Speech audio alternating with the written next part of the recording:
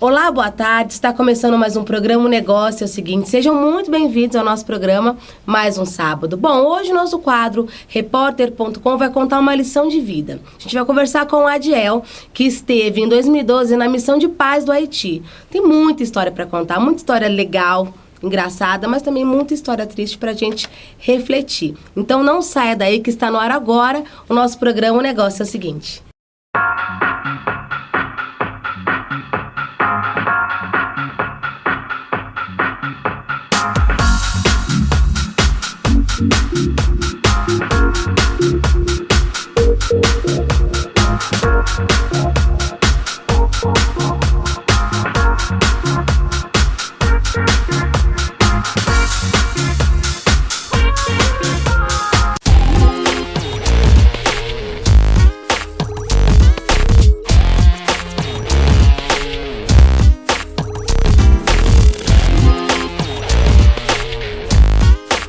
Bom, é isso aí, Repórter.com. Eu tô aqui com o Adiel. Bom, o Adiel esteve em 2012 na missão de paz do Haiti. Tem muita história para contar. Adiel, tudo bom? Seja muito bem-vindo. Tudo bem. Bom, vamos contar primeiro pro pessoal e para mim também. Como é que começou a sua carreira? A minha carreira desde os 6 anos de idade, era sonho meu fazer parte das Forças Armadas. Aí eu vim escolhendo Exército, Marinha ou Aeronáutica. E o que eu me identifiquei mais pela área de atuar terrestre foi o Exército. Aí já comecei a focar, fazer, na escola fazia redações sobre Exército, sobre armas. Comecei a me interessar e estudar mais sobre essa área. Aí quando eu terei 18 anos, não tinha conhecimento de concursos públicos nem federais nessa área do Exército. Fui para alistar em Brasília. Aí chegando em Brasília, fui conhecer os quartéis, como me identificava mais. E um amigo da minha tia, que era subtenente, me instruiu, falou, você tem que fazer isso, seguir esse caminho e eu te ajudo. Aí eu alistei, levei os documentos que eu precisava e no ano seguinte, terminei o 3º ano, ingressei às Forças Armadas, 1º de março de 2008. E de quando você começou, você imaginava que você ia fazer parte? Você já sonhava com uma missão como essa de paz no Haiti? Ou não passava pela sua cabeça? Ou vocês já são preparados para isso? Aos 15 anos de idade, quando eu fiquei sabendo que existiam tropas brasileiras no Haiti, Moçambique, Angola, Timor-Leste, eu já tinha um sonho de combater, de fazer parte dessas missões de paz, imposição da paz, pela ONU. Só que não imaginava que eu ia chegar tão longe que eu cheguei. Em 2011, devido ao casamento, que estava marcado para 2012, a minha filha, eu pedi para sair do Exército. Cheguei a pedir. Só que o meu comandante falou, não, Diel, nossa região foi escolhida para mandar os militares para o Haiti. E você vai. E eu não acreditei. Porque para um militar é um sonho servir a ONU. Mesma coisa do jogador de futebol servir a seleção brasileira. Servir sua seleção. Aí, antes de ir para o Haiti, nós temos uma preparação de 8 meses. A minha preparação foi na cidade cristalina. Cada batalhão, cada efetivo tem na sua região. Bom, e para a gente finalizar esse bloco e depois prosseguir para outro bloco para falar um pouco mais sobre a missão, em relação à ONU. A ONU diagnostica um país que precisa de um tratamento específico e ela recruta os outros países para poder servi-lo. Como é que funciona isso? A ONU tem o Tratado da ONU, que são 95 países, né, que fazem parte. Quando um país necessita de alguma ajuda, países voluntários são escolhidos e a seleção é aqueles que identificam mais com a cultura do país. Igual Moçambique, Angola, foi porque o Brasil estava presente, porque até o idioma, né, português. Sim. Então, foi escolhido o Brasil, tanto para esse quanto para o Haiti, que também estão próximos nós e as culturas dão de parecer. Tá certo. Bom, é isso aí. No próximo bloco a gente vai conversar um pouquinho de como foi esses 9 meses, que ele esteve 9 meses no Haiti. Algumas histórias interessantes para vocês. Então não saia daí que daqui a pouco tem mais Repórter.com. É isso aí, de volta com o Repórter.com. Hoje uma super história do Adiel, que esteve 9 meses no ano de 2012 na missão de paz do Haiti pelas Forças Armadas. Agora ele vai contar um pouquinho pra gente de como é que aconteceu. O bloco é muito curto para a quantidade de histórias, né, no decorrer desses 9 meses. Mas como é que foi? né? Como foi chegar num país diferente? Você contou coisas bem fortes pra gente aqui antes da nossa gravação. Você chegou depois do terremoto. Conta um pouquinho pra gente, Adiel. Foi uma satisfação muito grande poder ajudar um país tão necessitado de pobreza. Então foi um acréscimo muito grande, tanto profissional quanto pessoal. E quando chegamos lá, deparamos com aquela destruição, parecia que o terremoto tinha acontecido naquele dia. Porque os escombros, até restos mortais, se encontram ainda no mesmo lugar. Então o país tem dificuldade muito grande em reerguer, e os países que fazem parte da MINUSTAH, que é a missão específica do Haiti pela ONU, estão lutando cada dia para tirar escombro, para tirar esses restos, limpar o país, levando culturas diferentes ao país, tentando levar alegria para as pessoas, porque é difícil alegrar a população local, porque tamanha pobreza é muito grande. Então, é muito difícil. Pois é, teve essa questão do terremoto, essa devastação total, mas, no caso, vocês vão combater algo, né? Que, no caso, é a própria corrupção interna do país, é isso? Nossa missão lá é de manutenção e restauração da paz. Lá fazemos patrulhamento 24 horas por dia, como a polícia em seus estados. Patrulhamento, apoiamos a Polícia Nacional Haitiana, que é a PNH, e também a Polícia da ONU, que é a UNPOL, que trabalha mais nessa área assim, de atuar contra, como se fosse a Polícia Federal aqui no Brasil, contra gangues, quadrilhas maiores. A nossa missão lá, tanto apoiar a UNPOL quanto o patrulhamento, a segurança pública. No caso, essa corrupção, no estado que o país se encontra, realmente quem sofre é a população. E a miséria é muito grande. Você estava contando pra gente que vocês eram até proibidos de dar algum tipo de comida, porque acontecia um aglomeramento e as pessoas se matavam por pão. Isso. Se lá se você estiver chupando uma laranja e jogar o bagaço no chão, vai dar uma briga por aquele bagaço da laranja.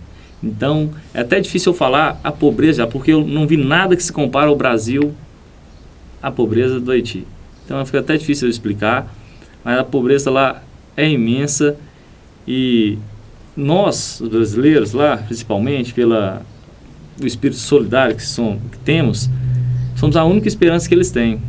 As crianças já olham pra gente, já sorri, e chama a gente bombagai, que na linguagem deles é sangue bom, né? Bombagai, e vem pedindo água, comida pra gente. Só que muitas vezes a gente não pode dar, porque teve casos nossos lá, comigo, de dar um pão e criar tumulto em cima daquela criança ou daquela pessoa e até quase vir à morte. Então somos proibidos, são as regras de engajamentos que são passadas da ONU para a gente quanto a esse tipo de prática de distribuir alimentos. Tá certo. E vamos voltar um pouquinho no assunto da questão da corrupção. Aconteceu, enquanto você estava lá, um fato em relação à distribuição de água, que de repente acho que justifica essa questão. É um dos pontos da grande corrupção e do problema, né, que leva toda a população. Isso, a corrupção lá é como se fosse qualquer outro lugar. Existe. Então lá, os grandes têm a cobrir os pequenos.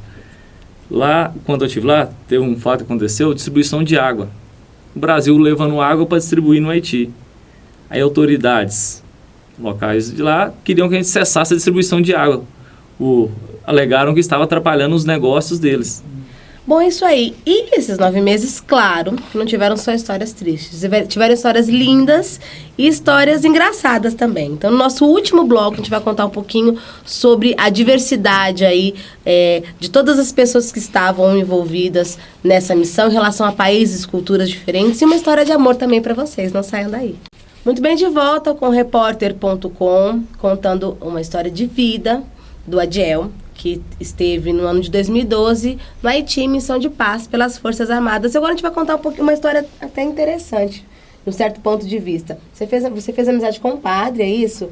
E aconteceu uma história interessante com 2 jornalistas. Conta pra gente. Diz que o padre, ele era o nosso capelão, é um capitão responsável pela igreja e também o nosso psicólogo. Ele já tem uma grande experiência no Haiti, na época do terremoto ele estava lá, já é a 4ª vez que ele vai para o Haiti, então ele já é bem visto lá. ele não tem maldade nenhuma, porque padre tem maldade. E um certo dia, um sábado, o padre me chamou para ser segurança dele, levar uns repórteres lá no lixão, para os repórteres verem como funciona e a gente aproveitar e distribuir uns alimentos lá no orfanato. Aí chegando lá, só tinha montanhas de lixo, o orfanato estava fechado, as irmãs não estavam lá, só tinha montanhas de lixos. Eu falei, padre, aonde que estão essa população? Ele falou, no lixo? Eu não acreditei, como se fosse cavernas, como se fosse um formigueiro. Começaram a sair pessoas lá de dentro. Saíram 3 crianças lá, eu peguei 3 pãozinhos de cachorro quente e até fui contra as nossas regras. Dei o pãozinho para eles. Em questão de 10 segundos, juntou mais 10. Em questão de 3 minutos, tinha 300 pessoas em volta das nossas viaturas. E eu perdi até o foco. Meu foco era a segurança, que lá é uma área muito vermelha, muito perigosa. Perdi o foco e estava negociando com eles. Pegar o alimento e ir embora para casa. Ele não estava dando, eles estavam invadindo a viatura. Aí o padre falou, o que a gente faz? Eu tive uma ideia de pegar uma caixa dessas, de alimentos menores, biscoito, e sair correndo. E sair correndo uns 300 metros, e aquela multidão atrás de mim. Uns 400 pessoas, como vocês podem ver nas fotos. E joguei essa caixa. Quando eu joguei a caixa, foi igual um formigueiro, foi até desumano, mas foi uma tática que eu usei para afastar a população, para o padre dar conta de tirar a viatura. A gente estava correndo risco de ser alvejado a qualquer momento. E o padre deu conta de dar ré e bater em retirada. Eu fui correndo atrás, embarquei em movimento e mesmo assim algumas crianças penduradas na viatura, só que eu não podia usar spray de pimenta ou até munição não letal nelas, porque eu entendo o desespero da fome, a gente vê algumas coisas assim parecidas no Brasil. Tirava a mãozinha delas e quando a viatura diminuía a velocidade, eu colocava elas no chão. E subia outra, eu colocava no chão. Aí saindo da comunidade, outras crianças saíram de dentro das casas e vieram chorando, pedindo comida. Só que eu não podia dar, porque ali, se eu desse ali, já ia ser o fim mesmo, não tinha como. Eu falando que não, que era na pequena, que era guardanapo, que ia levar os guardanapos para casa das irmãs, só que pela fome elas queriam ver. Eu acreditava vendo que não era comida. Aí para tirar a atenção delas, para elas pararem de subir na viatura, eu tive que descer da viatura, começar a chutar pedra, porque lá eles gostam muito de futebol, né? Chutar a pedra para tirar o foco deles até o caminhão da licença. Assim que ele deu licença, o padre bateu em retirada de novo e eu outra vez embarquei em movimento. É uma grande história. É engraçado e triste ao mesmo tempo, né? Porque mostra a realidade nua e crua. Bom, é isso aí. No nosso próximo bloco, a gente vai mostrar para vocês um pouquinho de tudo o que a Adiel conseguiu trazer para cá como história viva, tá? Então não sai daí que daqui a pouco tem mais repórter.com. É isso aí, repórter.com. Hoje contando uma história linda, missão de paz no Haiti, do Adiel. E nesse bloco a gente vai mostrar um pouquinho pro pessoal, né, Adiel, das coisas que você conseguiu trazer. Uniformes de outras forças armadas, você contou que parece que vocês trocam da mesma forma que os jogadores trocam de uniforme no final dos jogos. É mais ou menos isso? Isso. Lá a gente depara com mais de 25 países diferentes. Então a gente acha interessante aquele fardamento, porque o fardamento é feito para camuflagem de acordo com o terreno do país. Tem as bandeiras também. As bandeiras também. A gente porta a bandeira no nosso braço, né, esquerdo. Dinheiro também, levei muito dinheiro nacional. E como é que é? Vocês precisavam trabalhar juntos em determinadas horas ou as missões eram divididas? Cada país tem o seu batalhão lá e é responsável por uma área. O nosso batalhão acolhia o pessoal do Paraguai. Eles treinaram com a gente e foram para a missão junto com a gente. Faziam parte de uma companhia nossa. Então eles faziam assim. Os outros países, não, cada um no seu batalhão. Só que a gente se encontrava. E como é que era a hora de lazer? Vocês tinham, nesse momento, eu acredito que vocês podiam estar trocando as fardas. Como é que funcionava? Tinha esse momento? Vocês tinham direito a isso ou não? Era concentração total? Não, nosso batalhão, não existia você sair sem fardo do batalhão. Sem farda, sem capacete, sem colete. Então, dentro do batalhão, você podia ficar mais à vontade, com agasalho, não estando de serviço, não estando de prontidão.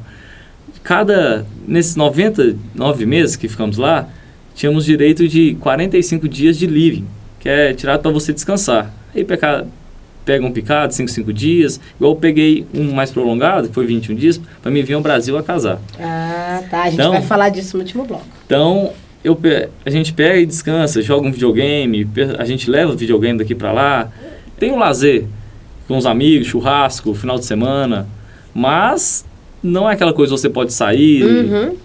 Então, concentração ainda fica ali, né? Tá certo. Bom, é isso daí. No próximo bloco, como ele estava comentando, nem de tudo foi sofrimento, nem de tudo foi só lição. Tem também uma linda história de amor, então não saia daí.